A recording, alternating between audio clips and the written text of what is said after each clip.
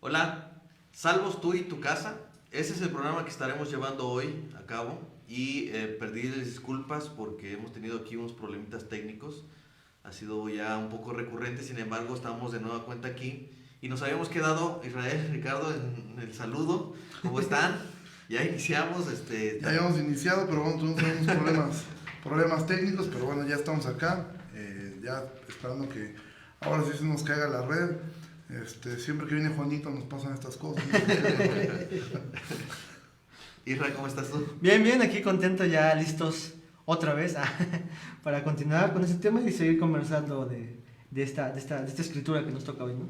Decía hace un momento, este es uno de los textos que más usan como si fuera una promesa. Y mucha gente vive con esta certeza de que Dios les ha prometido que si ellos son salvos, su casa también será salva. Es decir, toda su familia, ¿no? Y hay gente que vive con esta expectativa y al grado en el que esperan que el Señor haga la obra sin que ellos hagan algo necesariamente, ¿no?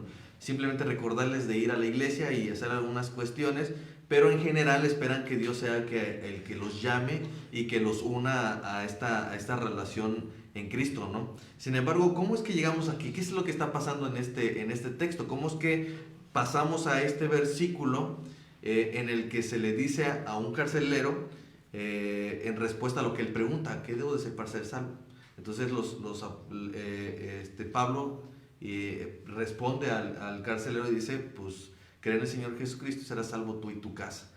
Pero ¿cómo llegamos a este punto? ¿Qué es lo que está sucediendo allí?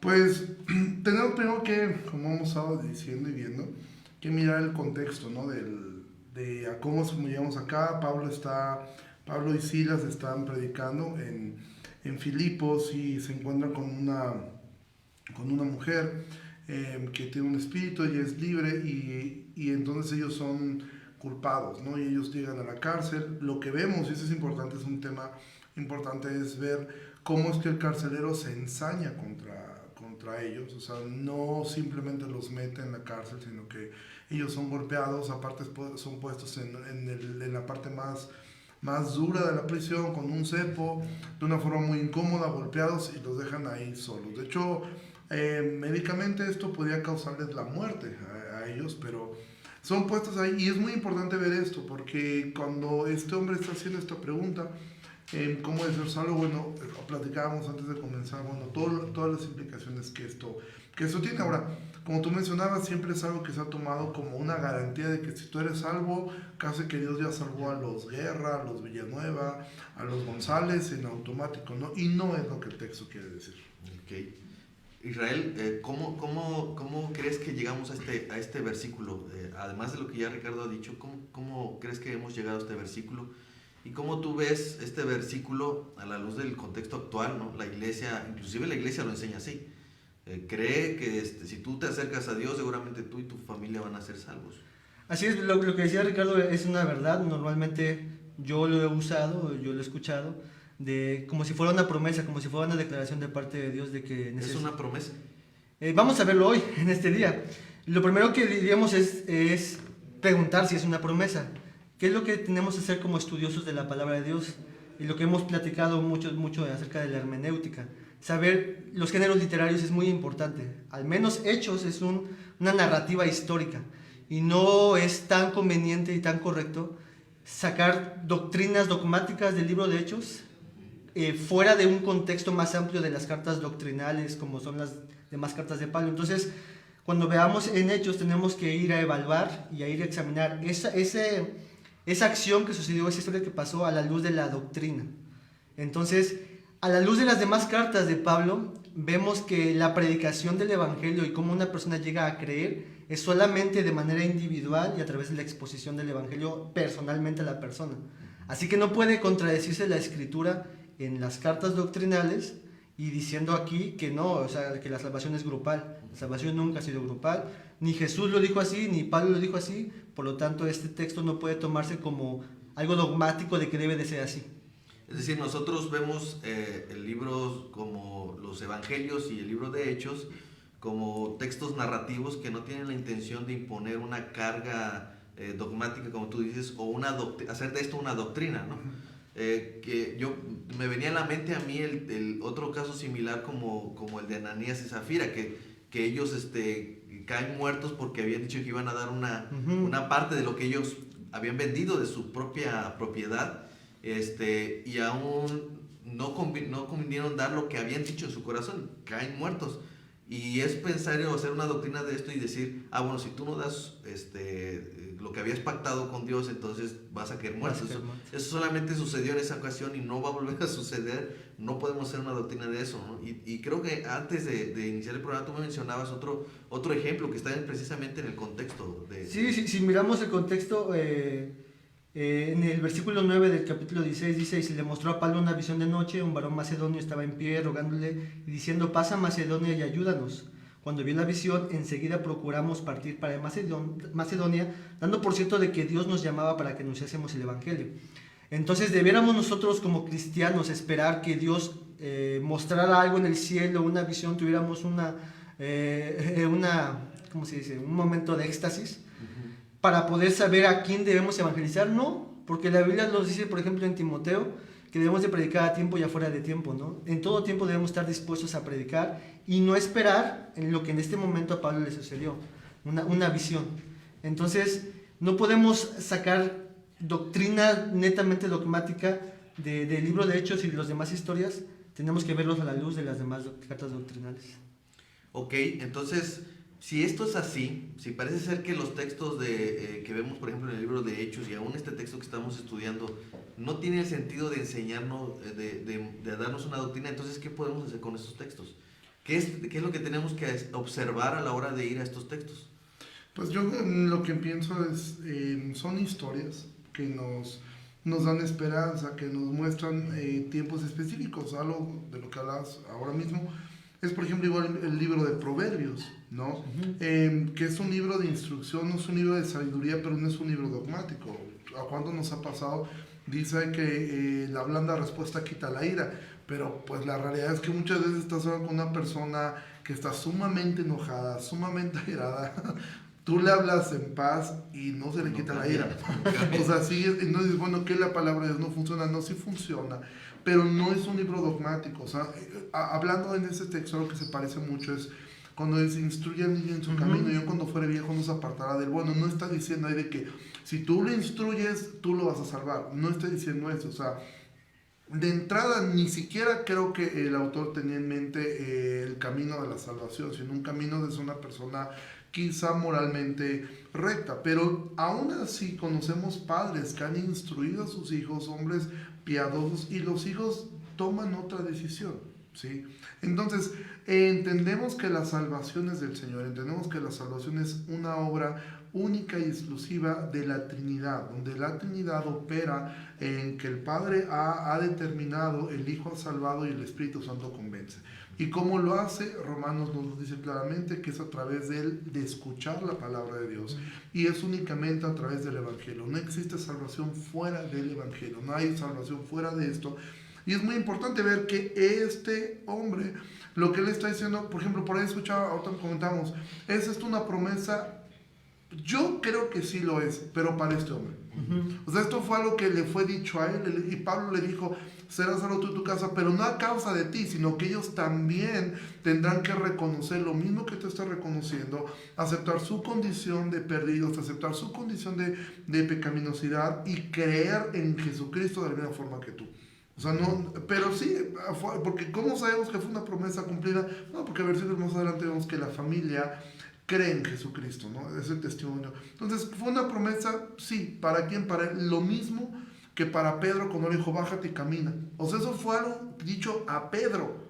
Si yo ahorita digo, no, yo tomo esa palabra y me bajo en Veracruz, si no sé nada me ahogo. O sea, por más que yo me agarre de esa promesa de que yo sé que el Señor dijo que voy a caminar sobre el agua, bueno, aunque cante la canción esa de que no voy a caminar en el agua. Convenientemente esas no son las promesas que vemos a los apóstoles de hoy haciendo cumplir, ¿no? Exactamente, sí, no tal cosa de ellos diciendo, voy a caminar en el agua, ¿no? Por ahí ha habido algunos y han acabado mal. Ok, ahora entonces concentrémonos en la parte en la que él se desarrolla toda esta, la parte más importante, es cuando él mismo hace esta pregunta y les dice a Pablo, ¿Y qué debo de hacer para ser salvo? Muchos han pensado que esto tiene que ver en el contexto cultural, y hay quienes enseñan que esto se trata de una forma en la que Roma castigaba a sus soldados por haber perdido a un preso, ¿no? Y que de esta forma él y su familia iban a ser condenados por solo haber perdido a un preso, ¿no? Pero ¿es esto de lo que estaba preguntando? ¿Estaba diciendo, sálvame de la muerte de Roma? ¿O qué estaba diciendo? Sálvame de mi condición. ¿Qué estaba pasando ahí?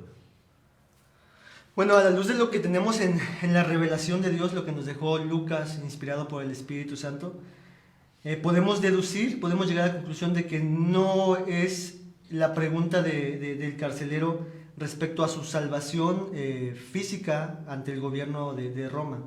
¿Por qué? Porque más adelante la respuesta de Pablo y de Silas es: cree en el Señor Jesucristo. Entonces él estaba hablando de un tipo de salvación que no necesariamente se refería a que iba a morir en manos del Imperio Romano.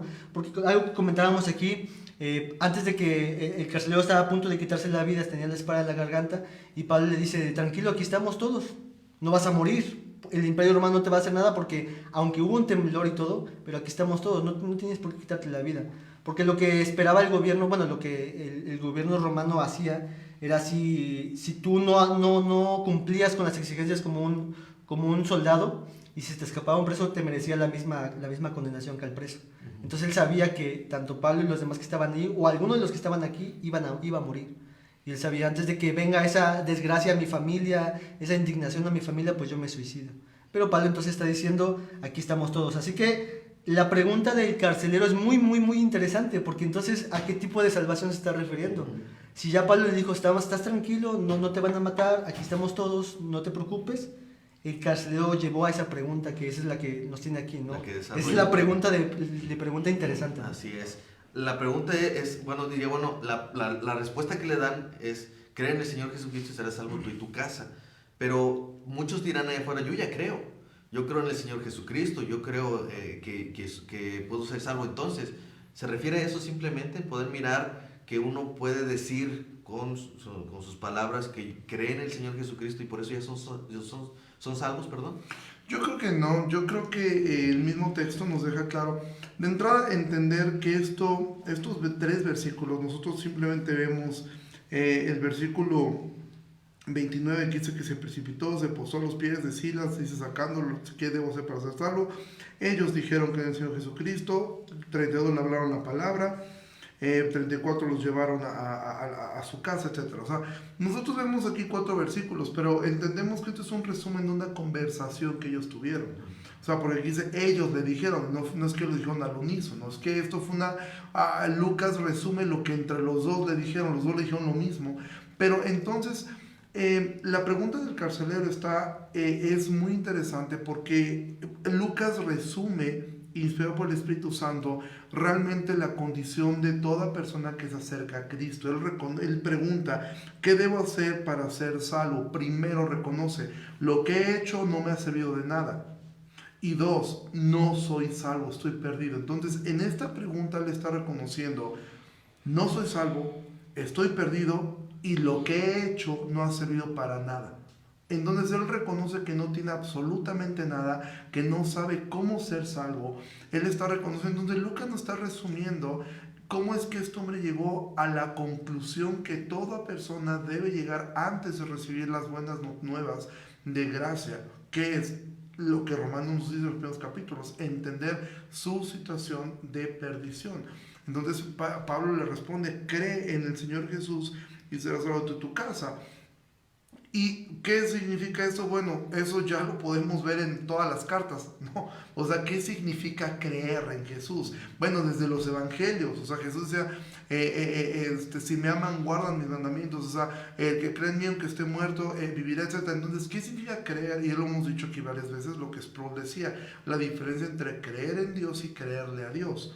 Entonces, aquí él estaba hablando acerca de esa fe salvífica, esa fe que ha reconocido su condición, que reconoce la soberanía de Dios, que reconoce que debe arrepentirse. Y de hecho eso lo vamos a ver más adelante, que tan claro fue para él que vemos un fruto de arrepentimiento inmediatamente. Entonces, no es solamente que él repitió una oración y yo que creo, no, fue que aceptó su condición y aceptó que lo que había hecho estaba mal. De tal manera que hay evidencias, ¿no? Entonces, la primera condición que vemos en este texto es que este hombre inmediatamente responde a lo que su alma necesita y él dice, yo necesito ser salvo, y para esto tuvo que iniciar con un entendimiento de su condición. Es decir, todo aquel que nos está viendo ahora y está escuchando esta plática, estamos entendiendo que el creer en el Señor Jesucristo implica algo previo, y es reconocer nuestra condición para poder decir, bueno, entonces necesito yo un Salvador, porque de otra forma yo no podría necesitar de Cristo nada, ¿no? Pero la pregunta que dice ahí, ¿qué debo de hacer para ser salvo? Es decir, parece decir que él está desesperado por saber qué tiene que hacer él para ser salvo. ¿Qué es lo que tenemos que hacer nosotros para ser salvos? Si quisiéramos tener esa respuesta que el mismo carcelero expuso. Normalmente todas las personas, todos nosotros, respondemos a esa pregunta de ¿qué necesito yo? ¿Qué debo de hacer? Dime el paso 1, 2 y 3 para poder alcanzar tal o cual cosa, para alcanzar el trabajo que quiero, para alcanzar la esposa que quiero. Dime los pasos. ¿Qué es lo que tengo que hacer yo? ¿Qué es el esfuerzo que amerita mi vida para tal o cual situación? Siempre lo respondemos como los sacrificios que yo tengo que hacer, como lo reducimos a lo que yo tengo que hacer. Mis obras, ¿no? Exactamente, siempre, en cualquier situación, inclusive en la salvación. Todas las religiones, lo dice varios teólogos y personas, se reducen en dos religiones. La que te dice lo que tú tienes que hacer para acercarte a Dios. Pero aunque el carcelero en cierta forma ya había escuchado los cantos que eso deberíamos también resaltar, el carcelero no es que de repente se despertó a una condición, sino que él escuchaba lo que Pablo y Silas cantaban, y el Espíritu Santo, que es el regalo de Dios, que es Jesucristo, su Espíritu aquí entre nosotros, convenciéndole y recordándole esas palabras para que él pudiera decir ¿qué tengo que hacer? Porque estoy en una condición, como decía Ricardo. Entonces, la pregunta que el carcelero dice, aunque es correcta, antes debería de ser otra pregunta. No es primeramente qué debo de hacer para ser salvo, sino qué es lo que hizo Dios para salvarme. Porque yo no puedo acercarme a Dios, eso es lo que vemos en la Biblia. Nadie busca a Dios, nadie ama a Dios, nadie obedece a Dios. Por eso necesitamos un Salvador. Entonces lo primero es reconocer no solamente nuestra condición de imposibilidad contra Dios, sino también ver qué es lo que Dios hizo a nuestro favor.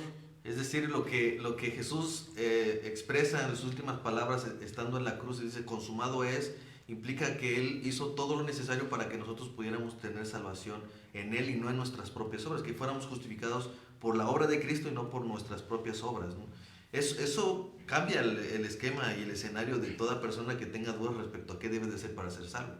Y como tú decías, no son los 3 o 4 pasos o el ABC para la salvación, sino el hecho de decir, yo debo estar convencido en que lo que Cristo hizo fue suficiente para mí hacerme salvo, mientras yo crea y me arrepienta de mis pecados, ¿no? Así es. Entonces al final si Cristo no hace esta obra, nosotros aunque quisiéramos conocer el ABC no vamos a ser salvos. Así que esto es una respuesta de la obra del Señor al haber muerto en la cruz y al venir su Espíritu Santo a convencernos de nuestro pecado, ¿no? Pero entonces en ese sentido ya tendríamos que decirle a la gente cómo pueden ser salvos ellos, ¿no? Es decir, ahora entiendo qué es lo que la obra de Cristo es, pero ya que entiendo que es la obra de Cristo lo que me salva y no mis obras, ¿qué debo de hacer para ser salvo? O sea, ahora qué es lo que necesito entender. Y quizás aquí es donde pudiéramos decirles a nuestro auditorio qué es el Evangelio. ¿Qué es el Evangelio para ustedes? El Evangelio evidentemente es el entendimiento de la obra de Cristo en el hombre, y cuando el hombre comprende que el Evangelio, yo siempre he resumido el Evangelio en 6 puntos, algo que aprendí de una lectura que hice hace mucho tiempo y que para mí fue un resumen del Evangelio y que lo he hecho casi ya mío de tanto que lo repito. El Evangelio es entender prácticamente 6 cosas: quién es Dios. Dios es santo, Dios es soberano, Dios es santo. ¿Quién es el hombre? El hombre es pecador, el hombre merece el infierno. ¿Quién es Cristo? Mi única salvación. ¿Y qué es lo que significa ser salvo? Eso me va a llevar a una vida de arrepentimiento. Entonces, en este texto vemos eso. O sea, primero vemos en la primera parte de un entendimiento de un Dios santo. Cuando uno entiende la soberanía de Dios, la santidad de Dios, uno entiende su condición, y fue lo que este hombre entendió. Yo necesito ser salvo. Él lo estoy entendió, perdido. él lo entendió a través de cómo el comportamiento de Pablo y Silas. Yo pienso que fue todo, o sea, el Espíritu Santo ocupó todo, la circunstancia, ver a Pablo y a Silas, como decía Israel. O sea, yo creo que este hombre debió estar acostumbrado a que lo que escuchaba desde el cepo eran quejidos, eran maldiciones contra Roma, maldiciones contra él, quizás súplicas, pero lo que escucha aquí abajo son dos tipos cantando, ¿no? Aunado a saber que la razón por la que están en la cárcel era porque habían hecho una obra buena con una mujer que estaba endemoniada, era una esclava. Entonces, todo eso aunado a la circunstancia, por ejemplo, me recuerda mucho esto a lo que ocurrió con el se me fue el nombre, con el centurión que atravesó a Jesús, ¿sí? O sea, después del terremoto, después de ver todo, dice que él cayó postrado y dijo, verdaderamente este hombre era el Hijo de Dios. O sea, el Espíritu Santo ocupó la circunstancia. Obviamente aquí no le va a dar terror de repente un temblor de esta magnitud, inmediatamente bajar, ver que todo se cayó y que nadie salió, y que estos que estaban cantando tenían fuerza aún para gritarle no te hagas daño. Obviamente todo eso fue lo que el Espíritu Santo ocupó para hacerle ver su condición. Yo estoy completamente perdido, y aunque él no sabe ni qué hacer, después vemos la exposición del Evangelio, yo creo que la forma de exponer el Evangelio de Pablo es la que vemos en Romanos. O sea, primero le expuso su condición, después lo llevó hacia entender que Dios le podía justificar. Y es lo que yo veo ahora en él, el creer en Cristo y después el arrepentimiento. Cuando lo vemos que dice que después de esto los tomó en aquella misma hora de la noche, les lavó las heridas y enseguida se bautizó con los suyos, y llevándolos a su casa los puso en la mesa y se regocijó con toda su casa de haber creído en Dios. Entonces vemos aquí estas tres partes. Él entendió quién es Dios. Cuando entendió quién es Dios, él entendió su condición y entendió que tenía que cambiar. Y lo vemos acá. O sea, para mí esto es un resumen del Evangelio. Hay un fruto del arrepentimiento evidente, y en ese sentido... y de su familia. De su familia. Es ahí donde quería llegar, ¿no? Finalmente su familia también conoció el Evangelio, porque dice que todos inmediatamente fueron bautizados, ¿no? Él y toda su familia. Pero ese bautismo no vino como consecuencia de una promesa, sino porque finalmente todos recibieron el mismo Evangelio y creyeron en ese Evangelio, ¿no? Pero eso no nos quita todavía el problema que tenemos al principio, porque hay gente que sigue creyendo y tiene esperanza en que su familia sea salva. Entonces la pregunta que ahora tenemos que hacer es, ¿qué debo hacer para que mi familia sea salva? Conforme a este pasaje y lo que hemos hablado aquí, según Romanos, la fe viene por el oír y el oír la palabra de Dios. ¿Cómo creerán si nadie les predica? Ese es el énfasis que vemos aquí. Pablo y Silas predicaban el evangelio al carcelero, y ese mismo evangelio que es poderoso para salvar a un hombre a punto de morir, ese mismo evangelio fue poderoso al momento de ser escuchado por su familia, de salvarles también a ellos. Ese es un acto milagroso de parte de Dios, porque es el Espíritu Santo despertando a la gente a una conciencia de lo que decía Ricardo, de la santidad de Dios, del terror de la santidad de Dios. Y un autor decía que primeramente las personas deben de caer rendidas ante el monte Sinaí de Dios, al saber las leyes de Dios y los mandamientos, antes de llegar al sermón del monte, ¿no? Antes de todo eso, entonces debemos de predicarles el Evangelio a las personas, a tu familia, a los que nos escuchan. Si tienes a un hermano, una mamá, un papá, un hijo que no se ha acercado a Cristo Jesús, ora por él, predica el Evangelio, anuncia el Evangelio, no solamente predicándole, sino que tu vida sea encarnada por el Evangelio, de tal manera que esta persona pueda ver que hay un gozo en ti. Algo que me llama la atención en este texto es cosas que el carcelero antes no podía hacer y que ahora hizo. Por naturaleza nadie obedece a Dios ni ama a su prójimo, y ahora el carcelero amaba a su prójimo y obedecía a Dios, y al final también se regocijaba al saber que tenía a Dios en su vida. Entonces, ¿qué tenemos que hacer para que nuestros familiares puedan creer? Necesitamos orar a Dios, porque es un acto de la misericordia de Dios. Necesitamos predicarles el Evangelio y creer que ese es el poder de Dios para poder salvar a personas como nosotros, pecadores, y como ellos, pecadores. Yo quisiera agregar algo de lo peligroso de descansar en algo que la Biblia no promete. Yo crecí con mucho esta idea de que, bueno, ya eres salvo tú y toda tu casa, ¿no? También como Josué dijo, yo y mi casa servimos al Señor. Bueno, pues sí, pero entendemos que la casa de Josué eran personas salvas, o sea, y acá muchas personas descansan tanto en esto que dicen, bueno, mi hijo está así, mi mamá o mi papá está así, pero yo sé que el Señor en su tiempo los va a alcanzar, porque Sí, yo en mi casa seremos salvos. No, tú tienes que hacer labor, sí, por supuesto, labor de evangelista. Tienes que predicarles hasta que ocurra.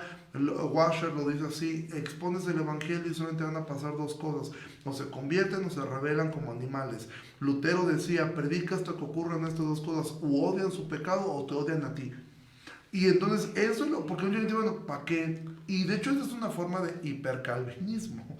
Es decir, pues soy salvo. ¿Qué es el hipercalvinismo? Y el hipercalvinismo es este extremo en el cual se piensa que Dios ha él elegido a quien ha de ser salvo, entonces yo no tengo que hacer nada, ni predicar, ni cuidarme, ni crecer en santidad, no, porque si Dios me va a salvar, me va a salvar, y si no me va a salvar, ¿para qué me esfuerzo? Y es esta tensión siempre que existe entre la soberanía divina y la responsabilidad humana. Pero nosotros nos toca vivir aquí. Entonces yo siempre he dicho, sí, esa tensión existe, pero a mí no me toca conocer lo oculto. Yo me tocó vivir acá, entonces yo tengo que caminar bajo mi responsabilidad humana, entendiendo que todo es por y para Él. Pero descansar equivocadamente en esto. Mucha gente dice, es que yo sé que Dios me dijo, bueno, amén, ¿qué más quisiera uno que toda nuestra familia, tíos, primos fueran salvos? La realidad es que tenemos que hacer labor de evangelista y tenemos que predicar. Los que son padres tienen que poner límites, tienen que enseñar, instruir, disciplinar a sus hijos. Tienen que hacerlo. Los esposos que están casados con hombres, mujeres incrédulas, deben amarlas, deben guiarlas y viceversa, o mujeres a sus esposos. Pero descansar en... yo no tengo que hacer nada, en su momento Dios los va a salvar, porque aquí hay una promesa. No es así. Así es. Entonces hemos aprendido que esto no es una promesa, pero cuando vemos el significado somos motivados a poder ir con nuestra familia y predicarles el mensaje más importante de nuestras vidas, para predicar el poder de Dios para la salvación a todo aquel que cree. Así que si tú nos estás escuchando y miras esta transmisión, te invitamos a que tu confianza no sea en el versículo en sí, sino en aquel que puso a través de su Espíritu Santo este versículo, para que tú confiaras en Él, en la obra que Él hizo, de tal manera que tú eres salvo, y de esa misma forma tu familia también puede ser salva. Debemos orar, debemos evangelizar, debemos presentar el mensaje, y esto es un llamado para todo aquel que ahora cree y confía en el Señor, para poder hacer una obra de evangelismo, qué mejor que para su propia familia, ¿no? Entonces, damos gracias a Dios por todo esto. Hemos aprendido algo muy importante en este pasaje. Israel, Ricardo, muchas gracias por responder nuestras preguntas. Siempre es agradable saber que ustedes son los que van a responder. Y entonces, en ese sentido, si ustedes tienen algún comentario, quieren compartirnos algo de lo que hemos visto aquí, con mucho gusto podemos leerlos allí al margen de esta transmisión, y podemos responderles. También puede ser vía inbox si gustan ser más reservados, como gusten. Pero estamos al tanto de sus comentarios, y les agradecemos mucho que nos estén siguiendo.